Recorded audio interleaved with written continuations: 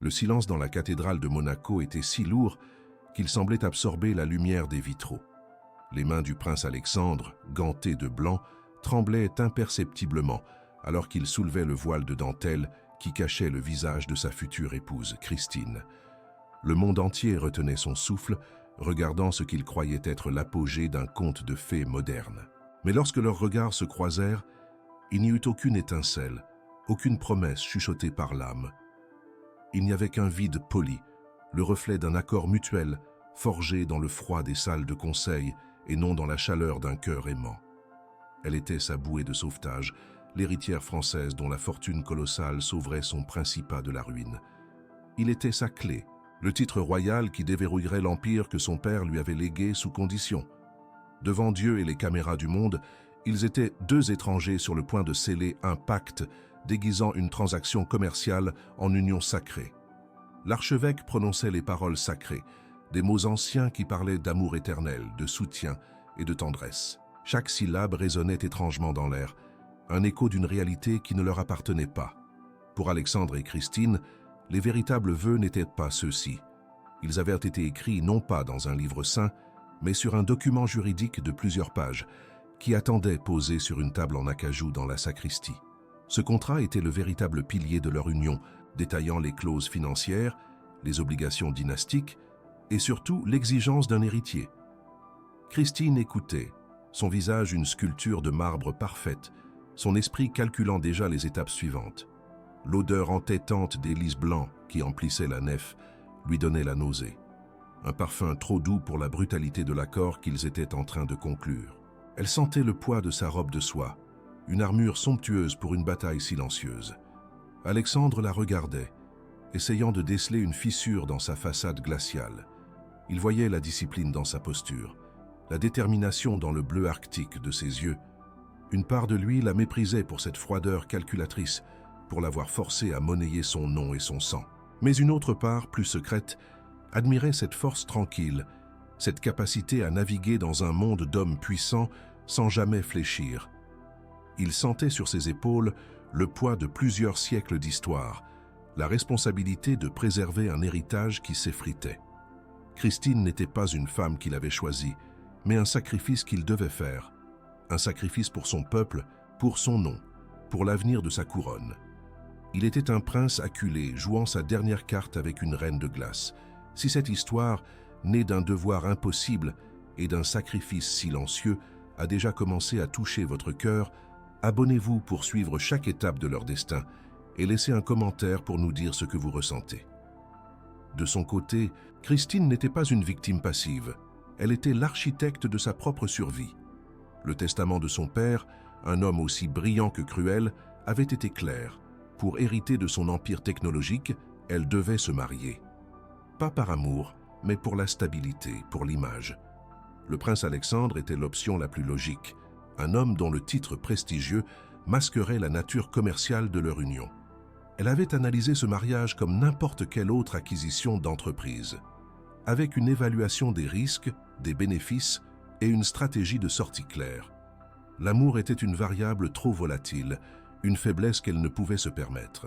Son enfance solitaire dans des pensionnats dorés lui avait appris à ne compter que sur elle-même. Alors qu'elle prononçait le « oui » que le monde attendait, sa voix était ferme, dénuée de toute émotion. C'était la signature verbale d'un contrat, rien de plus, le premier pas vers la reconquête de ce qui lui revenait de droit. La cérémonie achevée, ils descendirent à l'allée centrale sous une pluie de pétales de roses et les acclamations d'une foule qui ne voyait que la façade. Le sourire d'Alexandre était celui d'un monarque accomplissant son devoir. Celui de Christine était une œuvre d'art, parfaitement dessinée mais sans chaleur. Dans la sacristie, loin des regards indiscrets, le véritable moment de vérité les attendait. Le contrat de mariage était étalé, ses clauses écrites dans une encre noire et définitive. Alexandre prit le stylo plume en or, son propre héritage familial, et apposa sa signature avec une élégance royale qui masquait son amertume. Puis, il le tendit à Christine. Sans une once d'hésitation, elle signa à son tour, son écriture nette et précise, comme une incision chirurgicale. L'encre sécha, scellant leur destin. Ils étaient désormais liés non par les liens du mariage, mais par les chaînes dorées d'un accord mutuel.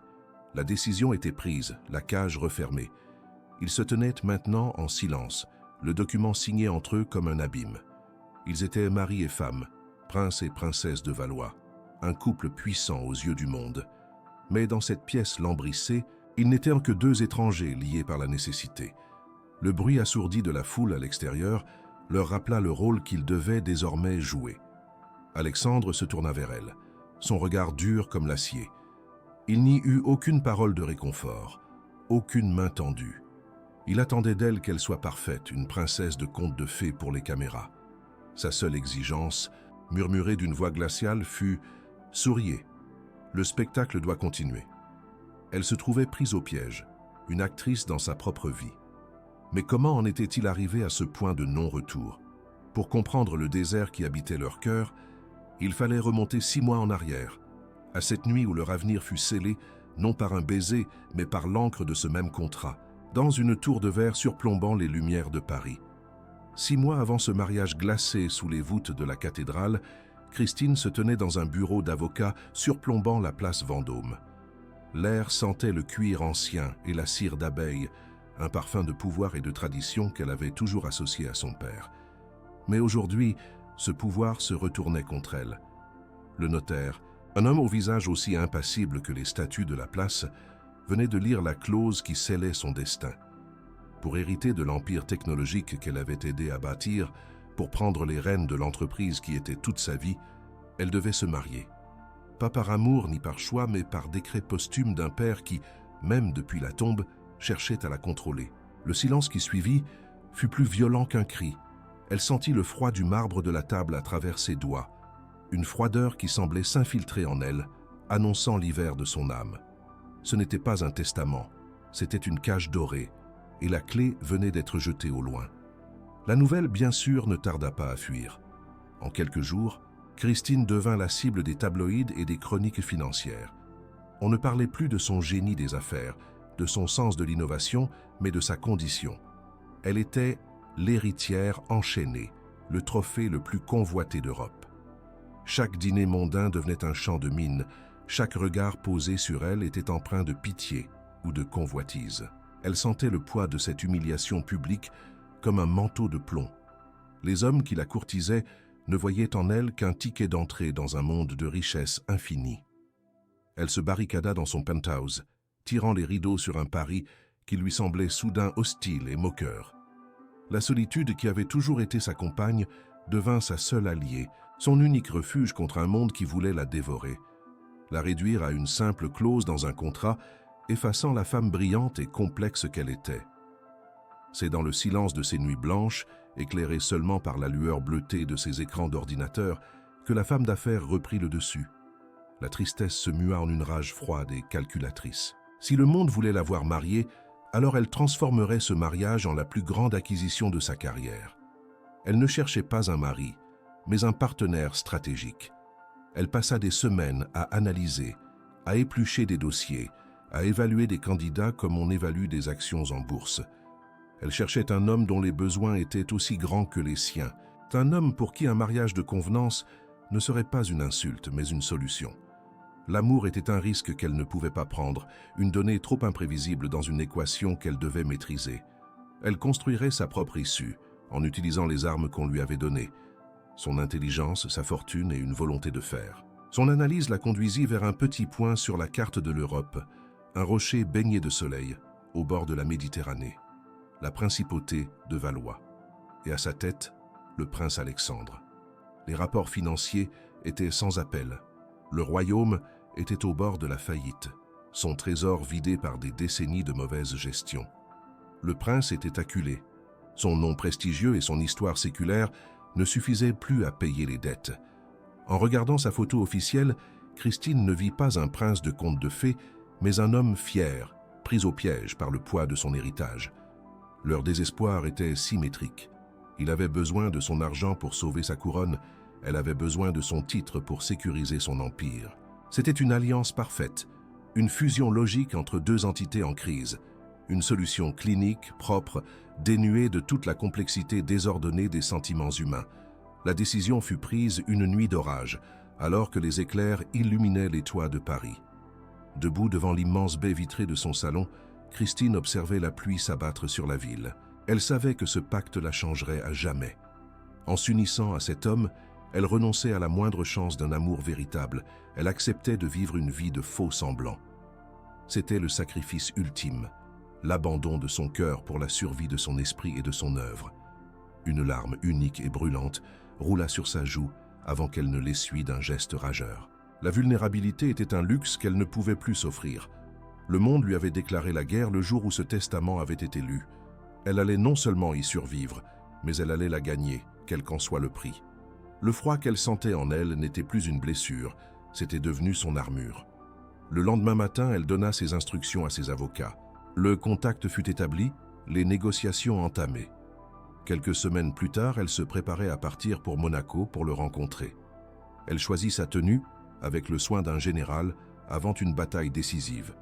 Un tailleur pantalon d'un blanc immaculé, aussi tranchant et impeccable que sa détermination. Dans son attaché-case en cuir reposait la première ébauche du contrat. Un document qui détaillait chaque clause de leur future vie commune, de la gestion des finances à la nécessité d'un héritier. Elle n'allait pas à un rendez-vous galant, elle se rendait à la signature d'un traité. En franchissant la porte de son appartement, elle laissait derrière elle la femme qu'elle aurait pu être. Devant elle se trouvait une nouvelle réalité, un chemin pavé d'or et de solitude, menant tout droit au prince Alexandre et au trône de Valois. L'hélicoptère privé se posa avec une précision silencieuse sur l'héliport du palais princier, un disque de béton suspendu au-dessus des eaux scintillantes de la Méditerranée. En descendant, Christine fut enveloppée non pas par la chaleur du soleil, mais par une brise marine chargée de sel et de l'odeur lointaine des pins.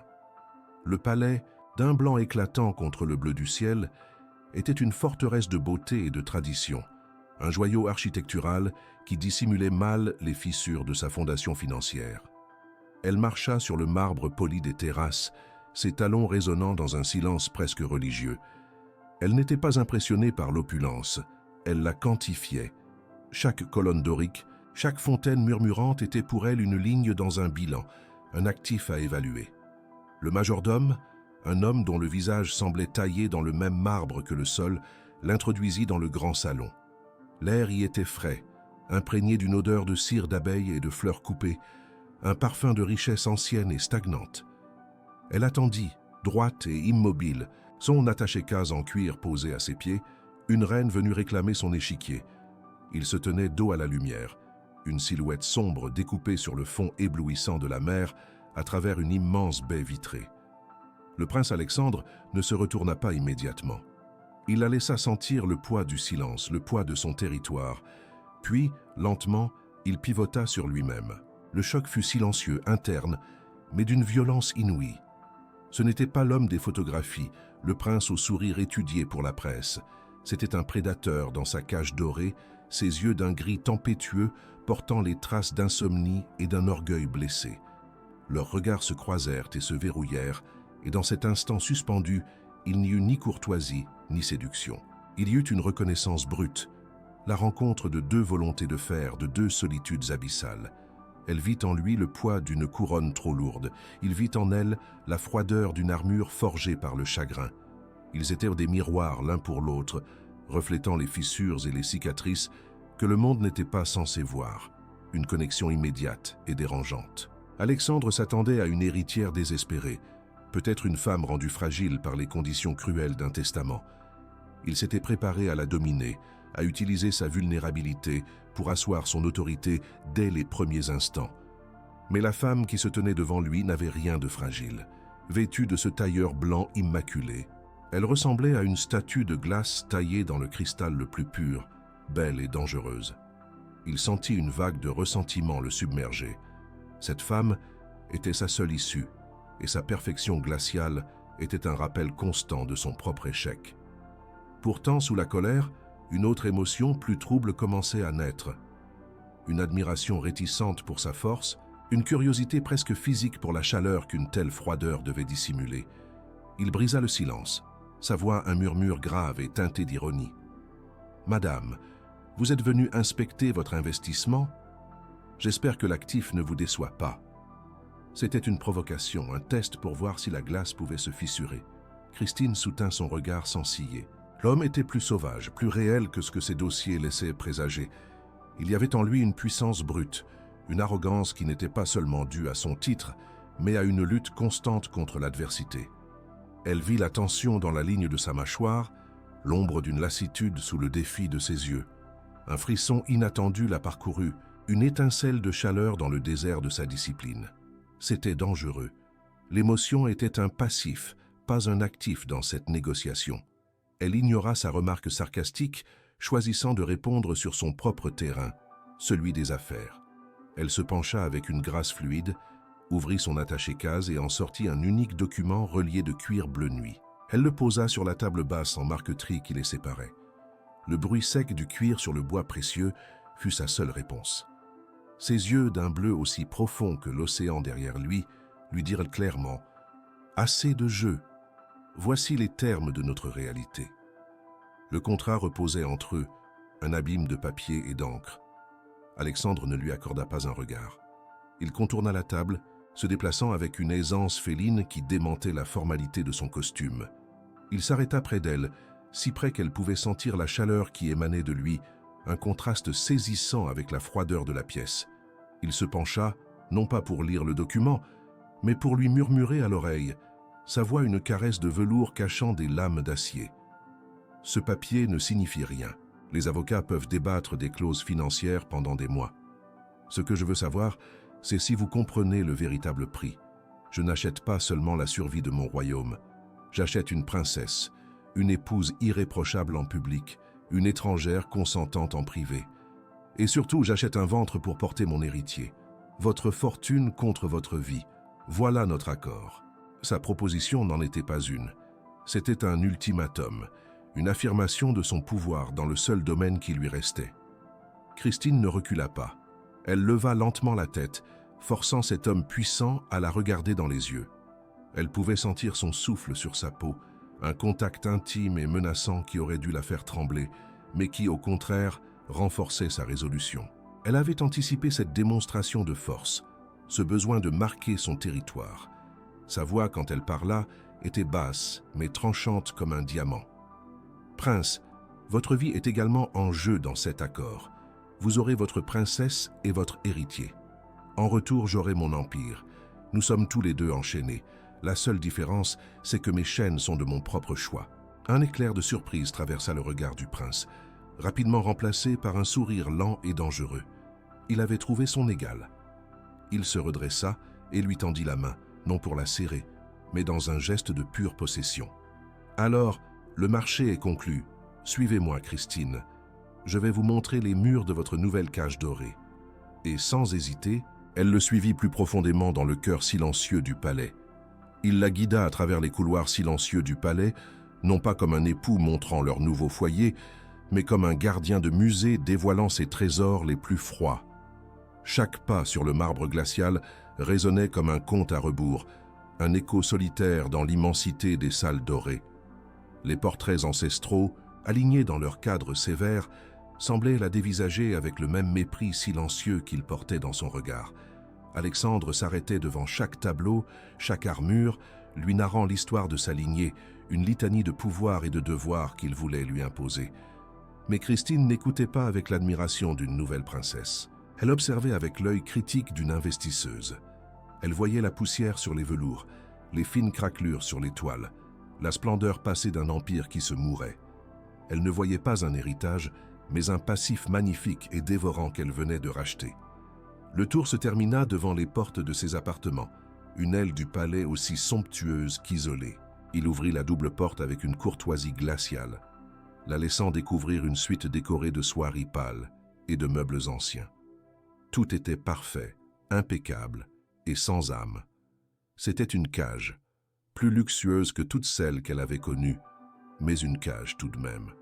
Il s'attendait à ce qu'elle soit impressionnée, peut-être même intimidée par cette opulence. Mais Christine entra dans la pièce, posa son attaché-case sur une console en marqueterie et sans un mot commença à inspecter les lieux.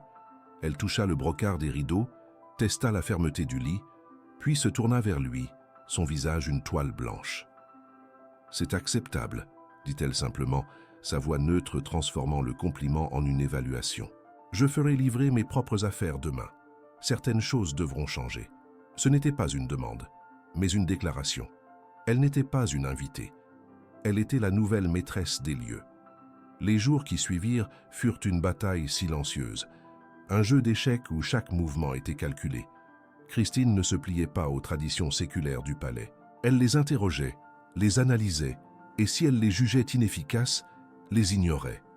Elle instaura des réunions matinales avec le personnel, demanda des rapports financiers détaillés et transforma un petit salon inutilisé en son bureau personnel, un sanctuaire de technologie moderne au cœur de l'histoire. Alexandre la regardait faire, partagée entre une fureur glaciale face à son audace et une fascination involontaire pour son efficacité redoutable. Il n'avait pas épousé une princesse docile, mais une reine conquérante. Leur cohabitation se résumait à des dîners tendus dans l'immense salle à manger, où le silence était seulement brisé par le cliquetis de l'argenterie sur la porcelaine. Ils se parlaient par l'intermédiaire de leur secrétaire, se croisaient dans les couloirs avec des saluts formels, deux souverains de royaumes ennemis contraints de partager le même territoire. Le premier véritable affrontement eut lieu avec l'introduction de la duchesse Isabelle, la tante d'Alexandre, gardienne intransigeante de l'étiquette et du sang royal. C'était une femme grande et sèche, dont le regard d'acier avait fait trembler des générations de courtisans. Elle considérait Christine avec un dédain à peine voilé, voyant en elle une usurpatrice, une simple marchande dont l'argent souillait la pureté de leur lignée. Lors d'un thé officiel, elle tenta de l'humilier en l'interrogeant sur des points obscurs de l'histoire de Valois. Mais Christine, qui avait passé ses nuits à étudier, répondit à chaque question avec une précision clinique, retournant la conversation vers les failles économiques du passé que la duchesse préférait oublier. Alexandre, témoin silencieux de cet échange, sentit pour la première fois un éclair d'admiration. Christine n'était pas seulement intelligente, elle était dangereuse, et une part de lui ne put s'empêcher de savourer la défaite dans les yeux de sa tante. Cette fragile trêve fut brisée lors d'un dîner d'État. Pour la première fois, ils devaient apparaître en public comme un couple uni.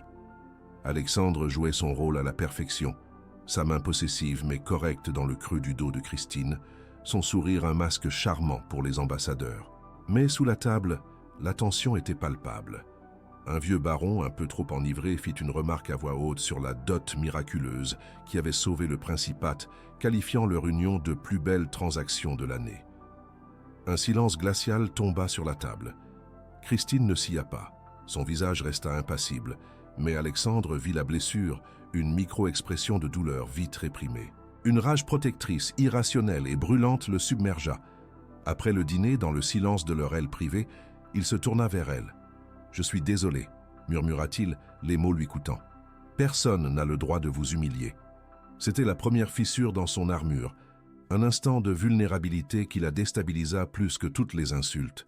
Quelques semaines s'étaient écoulées depuis son arrivée, transformant le palais en un champ de bataille feutré.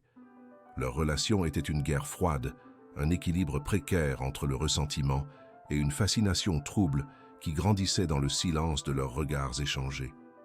La duchesse Isabelle restait une ombre vigilante, attendant le moindre faux pas, tandis que le personnel du palais observait ce duel de titans avec un mélange de peur et de respect. Ils étaient liés par la dépendance mutuelle. Il avait besoin de sa fortune pour reconstruire son royaume. Elle avait besoin de son nom pour asseoir son autorité. Mais sous cette logique implacable, une autre dynamique plus dangereuse commençait à naître, une alchimie faite d'attirance et de méfiance. C'est dans ce climat électrique qu'Alexandre lui annonça l'épreuve à venir, le bal de la fête nationale. Son premier grand événement, en tant que princesse de Valois, une scène mondiale où chaque geste, chaque sourire serait scruté. Le bal n'était plus qu'à quelques jours, promesse d'un triomphe ou d'une humiliation publique retentissante. Le soir du bal de la fête nationale, le palais semblait retenir son souffle, chaque lustre de cristal brillant d'un éclat fiévreux. Christine descendit le grand escalier, une vision en soie bleu nuit qui absorbait la lumière et la reflétait en éclats froids comme un glacier sous la lune. Un collier de saphir, l'un des joyaux de la couronne de Valois, reposait sur sa peau, une chaîne magnifique et glaciale. Alexandre l'attendait en bas, impeccable dans son uniforme de cérémonie, son visage une étude de contrôle royal. Quand elle le rejoignit, il lui offrit son bras, leurs doigts se touchant à peine. Pour le monde qui les observait, ils étaient l'incarnation du pouvoir et de l'élégance, un couple princier sorti d'un conte. Mais sous les sourires polis, la tension entre eux était une corde tendue à se rompre, un courant sous-jacent de méfiance et de désir inavoué dans un océan de faux semblants. La duchesse Isabelle les observait depuis l'autre bout de la salle, ses yeux brillants d'une lueur malveillante. Quand l'orchestre entama la première valse, la tradition exigeait que le couple princier ouvre le bal. Alexandre la guida vers le centre de la piste de danse, sa main se posant fermement dans le creux de son dos. Le contact brûla à travers la soie de sa robe, une chaleur inattendue qui la déstabilisa. Alors qu'il commençait à tourner au rythme de la musique, le monde extérieur s'estompa. Il n'y avait plus que le tourbillon des lumières, le son mélancolique des violons et le regard intense de cet homme qui la tenait. Pour la première fois, elle se laissa aller, sentant la force de son étreinte, non comme une contrainte, mais comme un soutien. Dans ses yeux gris, elle ne vit pas le prince, mais l'homme, une lueur de vulnérabilité qui faisait écho à la sienne. Un instant suspendu, fragile et dangereux, où le contrat sembla s'effacer, laissant place à la possibilité vertigineuse d'autre chose, un sentiment qu'elle n'osait pas nommer, mais qui la fit frissonner. La valse s'acheva sur une note suspendue, les ramenant brutalement à la réalité. Les applaudissements polis éclatèrent autour d'eux, et le cercle des courtisans se resserra. C'est à ce moment que la duchesse Isabelle choisit de frapper. Elle s'approcha, son sourire aussi fin et tranchant qu'une lame de rasoir. « Mon cher neveu, quelle performance !» dit-elle d'une voix qui portait dans le silence soudain. « Et quel partenaire !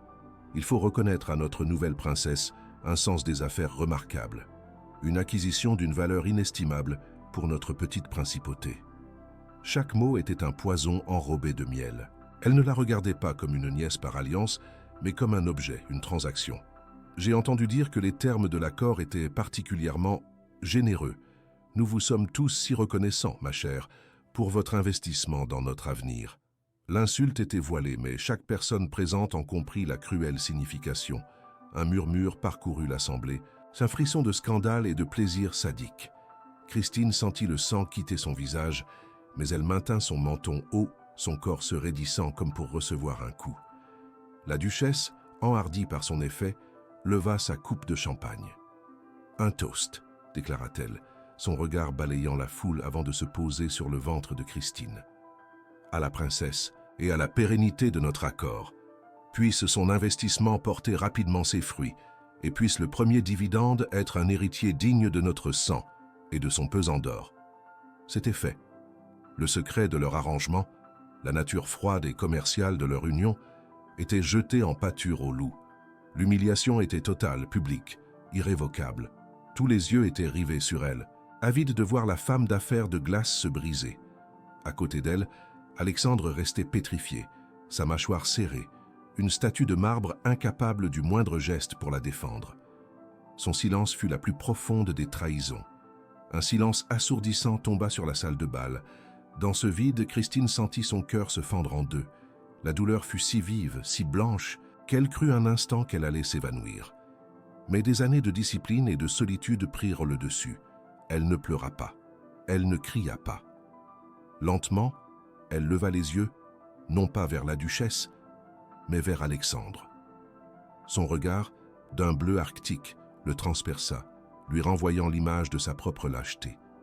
Il n'y avait ni colère ni supplication dans ses yeux, seulement un vide infini, la constatation froide d'un abandon. Puis, avec une dignité royale qui était une insulte à tous ceux qui venèrent de la crucifier, elle se dégagea doucement de son bras. Sans un mot, elle tourna le dos à la scène de son humiliation et commença à marcher. La foule, stupéfaite par son sang-froid, s'écarta sur son passage comme les eaux de la mer Rouge. Elle traversa la salle de bal, une reine solitaire quittant un champ de bataille. Sa silhouette droite et fière, jusqu'à ce qu'elle franchisse les portes dorées, disparaissant dans l'ombre des couloirs. Dès que les portes se refermèrent derrière Christine, le bruit revint dans la salle, mais pour Alexandre, ce n'était qu'un bourdonnement lointain. Le regard vide qu'elle lui avait lancé avait brisé quelque chose en lui. Il vit le sourire triomphant de sa tante et une vague de rage et de dégoût de soi le submergea. Il l'avait laissée seule. Au moment crucial, Il avait échoué, paralysé par le choc et le poids de son nom. Il n'était pas un prince, il n'était qu'un lâche. La richesse du décor, la musique, les visages curieux, tout lui devint insupportable. Sans un mot pour sa tante, sans un regard pour ses invités, il se détourna et se mit à courir. Il la suivit, non pas en marchant, mais en courant à travers les couloirs du palais, son cœur battant la chamade avec une urgence qu'il n'avait jamais ressentie. Il devait la trouver. Il devait réparer ce que son silence avait détruit. Il la retrouva sur une terrasse isolée, le dos tourné, regardant la mer noire et agitée qui semblait refléter la tempête qui venait de ravager son âme. Le vent marin fouettait la terrasse, emportant avec lui les échos lointains de la musique du bal, une mélodie moqueuse qui semblait se rire de leur désastre. Alexandre s'approcha lentement, chaque pas sur la pierre froide, mesurant l'abîme qui venait de se creuser entre eux. Elle ne se retourna pas, continuant de fixer l'horizon où la mer et le ciel se confondaient en une masse d'encre. Il ouvrit la bouche pour parler, pour prononcer les excuses qui se bousculaient dans sa gorge, mais aucun son ne sortit. Que pouvait-il dire qui ne sonnerait pas creux, qui ne serait pas une insulte de plus à sa dignité bafouée? Il posa une main hésitante sur son épaule, mais la soie de sa robe était aussi froide que le marbre sous ses pieds. Elle tressaillit à son contact, un frémissement presque imperceptible, puis se dégagea sans un mot. Elle se retourna enfin, et dans la lumière blafarde de la lune, il vit son visage. Ce n'était pas la colère qu'il y lut, ni même la tristesse, c'était le vide. Un désert de glace où toute émotion semblait avoir été anéantie. « Ne me touchez pas, dit-elle, sa voix basse et sans inflexion. Jamais plus. » Puis, elle lui tourna le dos et s'éloigna, disparaissant dans l'ombre du palais, le laissant seul avec le bruit des vagues et le poids écrasant de sa propre lâcheté. Christine ne retourna pas dans la salle de bal. Elle monta directement à ses appartements, ses pas rapides et silencieux sur les tapis épais. Une fois la porte de sa chambre refermée, l'armure de glace qu'elle avait maintenue en public se fissura, non pas en larmes, mais en un tremblement incontrôlable qui secoua tout son corps. Elle s'adossa contre le bois lourd de la porte, le souffle court, l'humiliation brûlant sous sa peau comme un acide. Elle avait tout calculé, tout anticipé, sauf la douleur poignante de l'abandon. Le silence d'Alexandre avait été plus violent que les mots cruels de sa tante. Dans le silence de la suite somptueuse, elle commença à se mouvoir avec une efficacité mécanique. Elle ouvrit les placards, sortit ses valises et, d'un geste précis, commença à plier ses robes de soie, à ranger ses bijoux. Chaque objet était un souvenir de ce pacte, de cette vie qu'elle avait cru pouvoir maîtriser. Elle ne laissait rien derrière elle, effaçant méthodiquement toute trace de son passage. En moins d'une heure, la princesse de Valois avait disparu, ne laissant derrière elle qu'une chambre impeccable, froide et impersonnelle, comme si elle n'y avait jamais vraiment habité. Quand Alexandre atteignit enfin leurs appartements, il trouva la porte entr'ouverte. Il entra dans un silence de mort. La chambre était vide. Pas seulement vide de sa présence, mais vide de son essence. Les placards étaient ouverts, les tiroirs nus. Son parfum, cette fragrance subtile de gardénia et de volonté de fer, ne flottait plus dans l'air. Il n'y avait plus rien d'elle. Il se laissa tomber sur le lit qu'il n'avait jamais partagé, et sentit pour la première fois l'étendue de sa perte. Ce n'était pas l'héritière qu'il avait perdue, ni la partenaire de son contrat. C'était la femme dont la force tranquille avait commencé à l'intriguer, dont la solitude faisait écho à la sienne. Une panique froide s'empara de lui. Il appela le chef de la sécurité, donna des ordres confus, exigeant qu'on la retrouve. Mais au fond de lui, il savait, elle n'avait pas fui. Elle s'était retirée du jeu avec la même précision stratégique qu'elle appliquait à ses affaires. Il avait brisé la seule clause non écrite de leur accord, le respect mutuel. Et pour cette faute, il venait de tout perdre. Loin du faste et des intrigues de Monaco, Christine avait trouvé refuge dans un lieu où personne ne songerait à la chercher, le vieux mât familial de son père, niché au cœur des collines de Grasse, en Provence. C'était une bâtisse en pierre ocre, entourée de champs de lavande et d'oliviers centenaires, un endroit où le temps semblait s'être arrêté. Elle y avait passé les étés de son enfance, seule avec ses livres, apprenant à ne dépendre de personne. Elle passa les premiers jours dans un état de torpeur, dormant beaucoup, marchant sans but dans les jardins sauvages. Le soleil de Provence tentait de réchauffer sa peau, mais le froid restait logé au plus profond de son âme.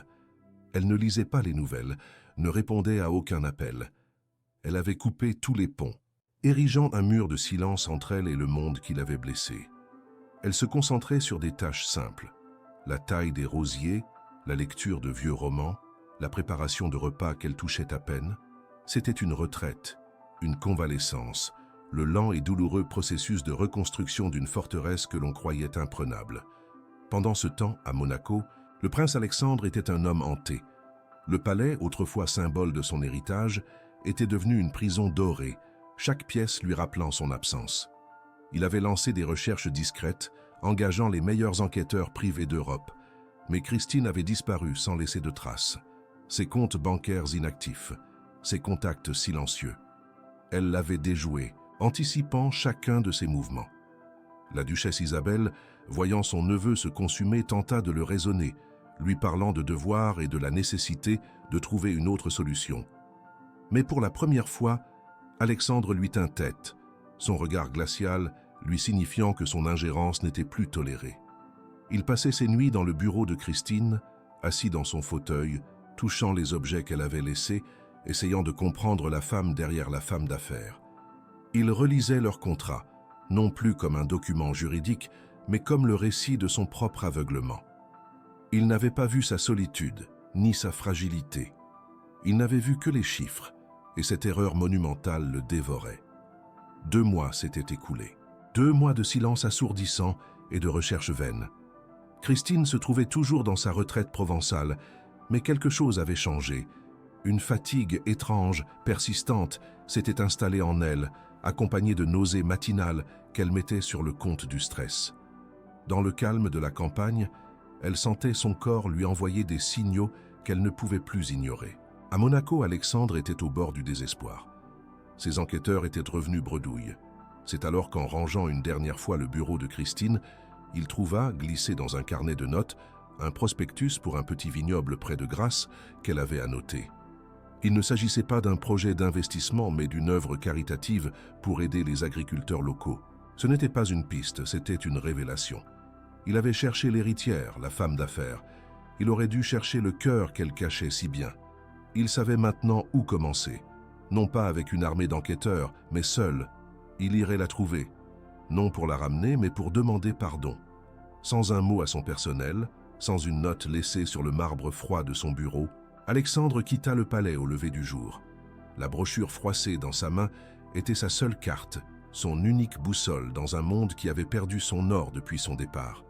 Il ne prit ni garde du corps, ni chauffeur, choisissant de conduire lui-même, une berline anonyme et puissante filant sur les autoroutes françaises. Chaque kilomètre qui le séparait de Monaco était une libération et une torture. Il laissait derrière lui la couronne, le protocole, le prince pour ne devenir qu'un homme, un homme rongé par le remords, courant après le fantôme de la femme qu'il avait laissé humilier.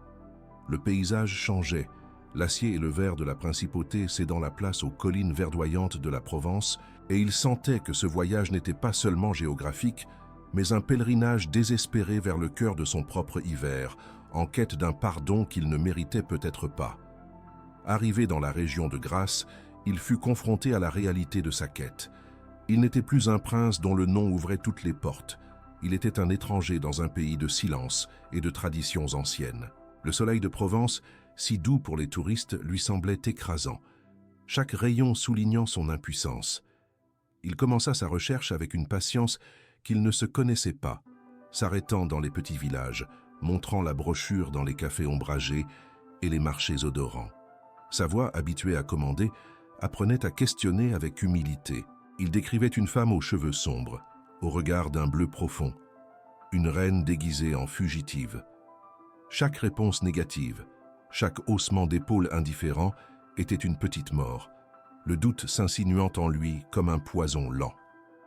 Et si elle n'était pas là?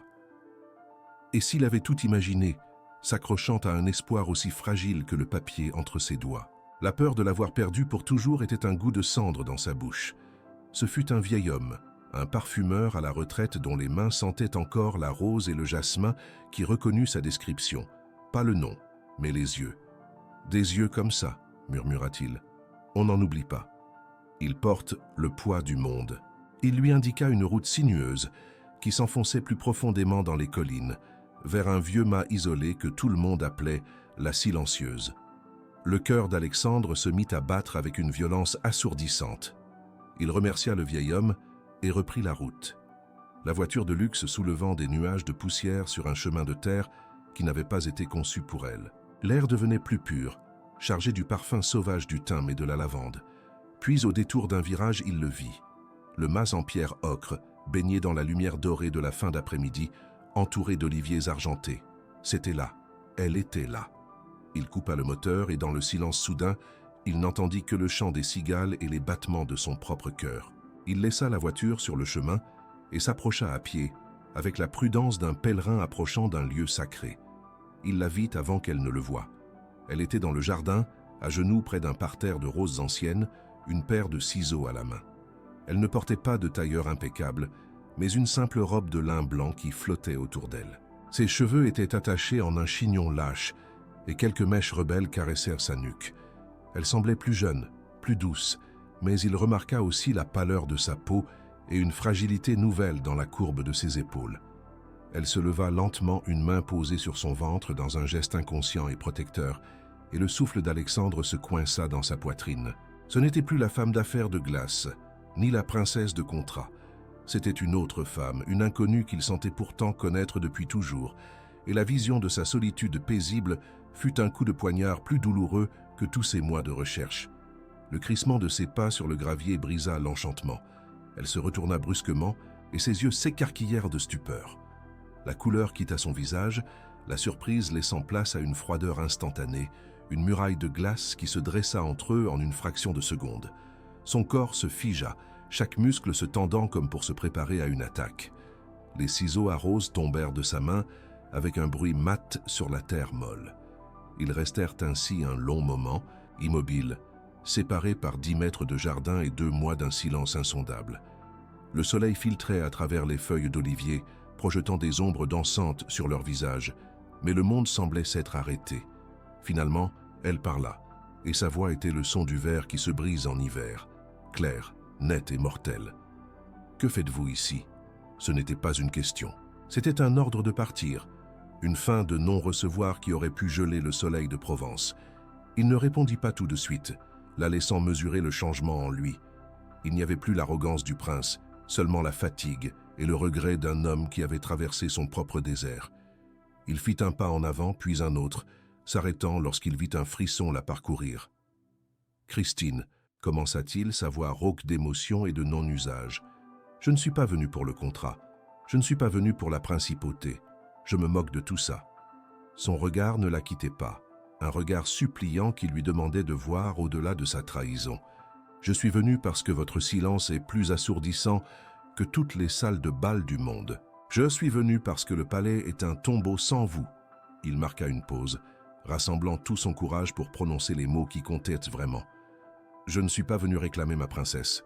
Je suis venu demander pardon à la femme que j'ai abandonnée. » Elle ne bougea pas, mais il vit une larme, une seule, perler au coin de son œil, avant qu'elle ne la chasse d'un clignement furieux.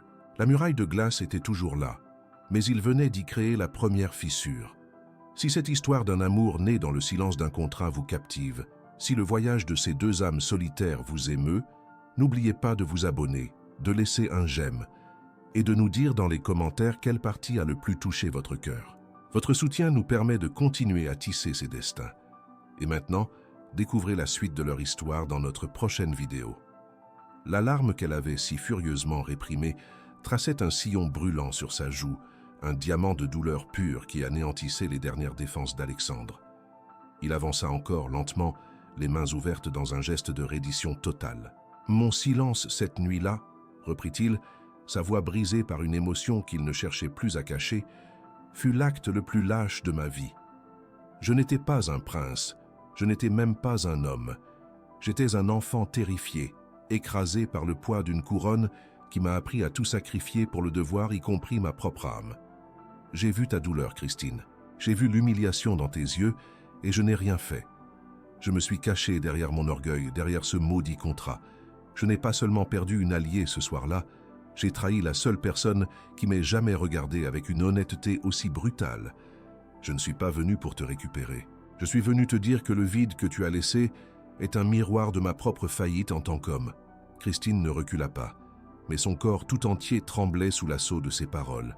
C'était plus que des excuses, c'était une confession, une mise à nu qui faisait écho à sa propre solitude. Sa colère, cette forteresse de glace qu'elle avait mis des mois à reconstruire, commençait à fondre, laissant place à une douleur immense et à une fatigue qui semblait venir du plus profond de son être. « Votre silence a brisé plus qu'un accord, Alexandre, » murmura-t-elle, sa voix se fissurant. « Il a confirmé ce que j'ai toujours su, que je suis seul, que même dans le plus grand des palais, je ne suis qu'un actif, une clause à respecter. » Sa main, comme mue par une volonté propre, se posa de nouveau sur son ventre. « Je suis fatigué de me battre, si fatigué. Il y a des choses que vous ne comprenez pas, un changement en moi que même moi je peine à accepter. Je ne peux pas retourner à cette vie, pas maintenant. » Dans ses yeux, il ne vit plus la femme d'affaires, mais une femme terrifiée par une vulnérabilité qu'elle ne maîtrisait plus. Le regard d'Alexandre suivit le mouvement de sa main, et la vérité, soudaine et aveuglante, le frappa avec la force d'un raz-de-marée. Ce n'était pas seulement la fatigue émotionnelle, c'était plus un héritier, leur enfant. L'enfant du contrat, conçu dans le froid et la distance, était devenu une réalité dans le silence de son exil. Une vague de tendresse protectrice et de terreur sacrée le submergea, balayant les derniers vestiges de son orgueil princier. Il franchit les derniers mètres qui les séparaient, son cœur battant à tout rompre. Il ne voyait plus la fortune, ni le titre, ni le royaume. Il ne voyait qu'elle, fragile et forte, portant en elle le fruit de leur pacte solitaire. Doucement, avec une révérence qu'il n'avait jamais ressentie pour rien ni personne, il leva la main et posa délicatement ses doigts sur les siens, là, sur la courbe naissante de son ventre. Le contact fut électrique, une reconnaissance silencieuse qui transcendait les mots. À ce contact, le dernier rempart de Christine céda.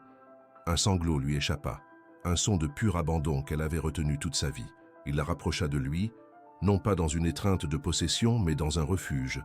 Il sentit la chaleur de ses larmes contre son cou, le tremblement de son corps contre le sien.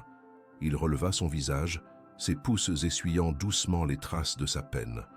Leurs regards se verrouillèrent, et dans la lumière dorée du couchant provençal, il n'y avait plus de prince ni d'héritière. Seulement un homme et une femme brisés, qui trouvaient dans les yeux de l'autre les morceaux manquants de leur propre âme. Il se pencha lentement, lui laissant tout le temps de refuser, mais elle ne le fit pas.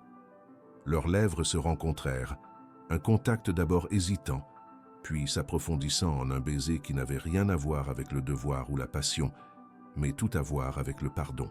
Un baiser qui avait le goût salé des larmes et la promesse douce d'un nouveau départ, scellant une vérité plus puissante que n'importe quelle encre sur un contrat. Quand ils se séparèrent, le souffle court, le front posé l'un contre l'autre, le monde semblait avoir repris ses couleurs. Le silence entre eux n'était plus un abîme, mais un espace de paix partagée. « Le contrat n'existe plus », murmura Alexandre contre ses lèvres, sa voix ferme et résolue. « Il n'y a plus de clause, plus de délai. Il n'y a que nous, toi, moi et notre enfant. » Il prit son visage en coupe, la forçant à le regarder. « Je ne te demande pas de revenir à Monaco pour être ma princesse. Je te supplie de me laisser revenir dans ta vie pour être ton mari. Laisse-moi construire un foyer avec toi, un vrai, loin des regards, loin des devoirs. Un endroit où tu seras en sécurité, où tu seras aimé, où nous pourrons être une famille. » Christine ferma les yeux, savourant la sincérité de ses mots. Quand elle les rouvrit, sa décision était prise. Elle ne répondit pas par des mots, mais par un lent hochement de tête, un abandon total à cet avenir qu'elle n'avait jamais osé espérer. Cette nuit-là, ils ne retournèrent pas à Monaco. Ils restèrent dans la chaleur rustique du vieux mas, partageant un repas simple dans la cuisine où le parfum du thym et du pain chaud remplaçait celui de la cire d'abeille et des intrigues de cour. Pour la première fois, ils parlèrent. Ils parlèrent de leurs enfances solitaires, de leurs peurs, de leurs rêves avortés. Ils se découvrirent, non pas comme des partenaires d'affaires, mais comme deux âmes sœurs qui s'étaient retrouvées par le plus improbable des chemins. Ils décidèrent de rester en Provence jusqu'à la naissance, loin du protocole et de la pression. Les mois qui suivirent furent une renaissance, une parenthèse enchantée où leur amour fragile comme un nouveau-né put grandir en secret. Ils retourneraient à Monaco, mais pas avant que leur famille ne soit complète. La naissance de leur enfant ne serait plus l'accomplissement d'un contrat. Elle serait leur véritable couronnement, le symbole vivant d'un amour qui avait choisi de naître des cendres d'un pacte de glace. 9 mois s'écoulèrent dans la quiétude dorée de la Provence, une saison suspendue hors du temps où leur amour, né dans le fracas d'une humiliation publique, apprit à respirer. La naissance de leur fils, Lucien, ne se fit pas dans l'aile aseptisée et protocolaire d'un hôpital princier, mais dans une petite clinique de grâce, baignée par la lumière de l'aube. Alexandre n'était pas un prince attendant son héritier derrière une porte close. Il était un mari, sa main fermement serrée dans celle de Christine, son front collé au sien, murmurant des mots de réconfort et d'admiration. Quand le premier cri du bébé déchira le silence, ce ne fut pas le son d'une obligation contractuelle remplie, mais celui d'un miracle. En voyant Christine, épuisée mais radieuse, tenir leur fils contre son cœur, Alexandre sentit son propre cœur se briser et se reconstruire, plus fort, plus grand. Il pleura sans honte, des larmes de gratitude qui lavaient les dernières traces de l'homme qu'il avait été, scellant leur véritable union non par l'encre, mais par le sang de leur sang.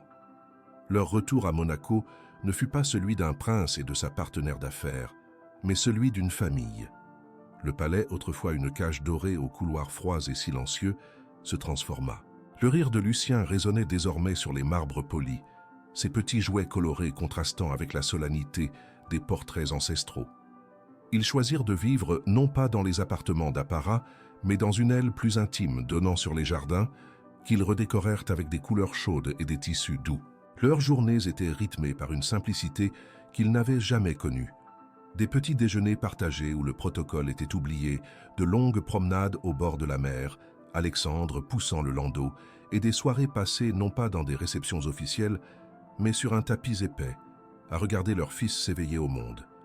La duchesse Isabelle, venue un jour en visite, les trouva ainsi et resta sans voix, témoin silencieuse d'une alchimie qu'elle n'aurait jamais cru possible. L'amour avait fleuri dans le plus aride des déserts. Un soir, alors que Lucien dormait paisiblement dans son berceau, Alexandre conduisit Christine dans la grande bibliothèque, là où tant de décisions froides avaient été prises. Un feu crépitait dans l'immense cheminée. Sans un mot, il ouvrit un coffre-fort dissimulé derrière une tenture et en sortit un document relié de cuir bleu nuit, leur contrat de mariage original.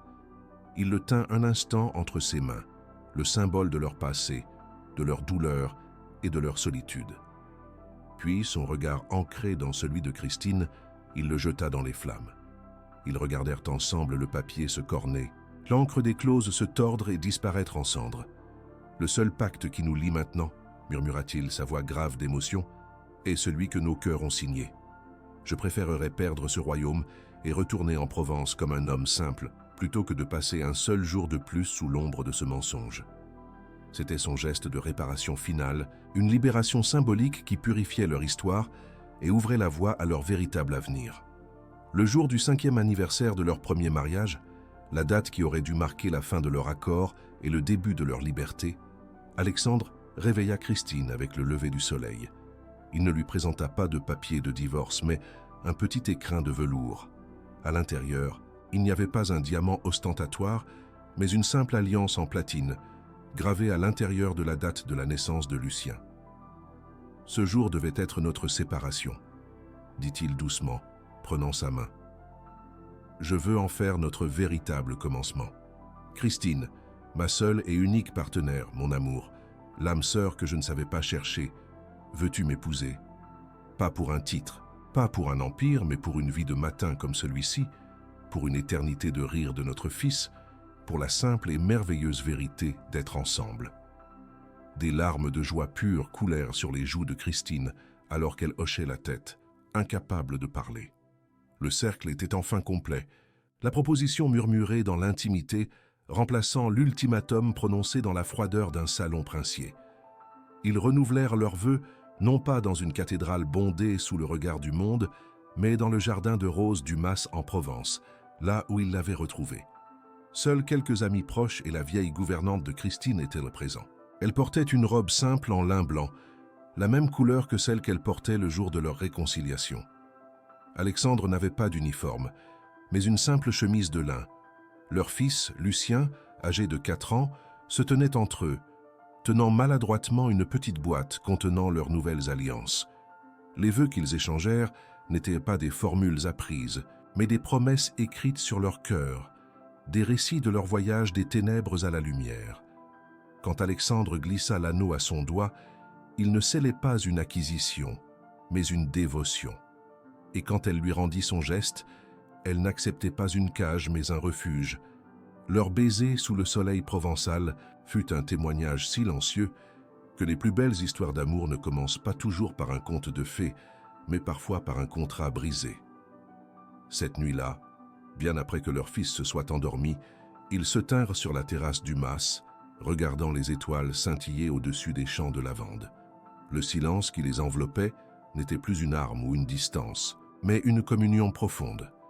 Christine posa sa tête sur l'épaule d'Alexandre, sentant le battement régulier de son cœur sous sa joue. Il l'enlaça, son menton reposant sur ses cheveux, respirant le parfum de la nuit et celui de la femme qui avait sauvé son royaume, en lui apprenant d'abord à sauver son âme. Ils avaient commencé comme deux étrangers dans un palais, liés par la nécessité et l'orgueil, deux lignes parallèles, destinées à ne jamais se croiser. Mais l'amour, dans son mystère insondable, avait courbé leur trajectoire. Ils n'étaient plus deux solitudes se reflétant l'une l'autre à travers une fenêtre froide. Ils étaient devenus le paysage, unis sous le même ciel infini.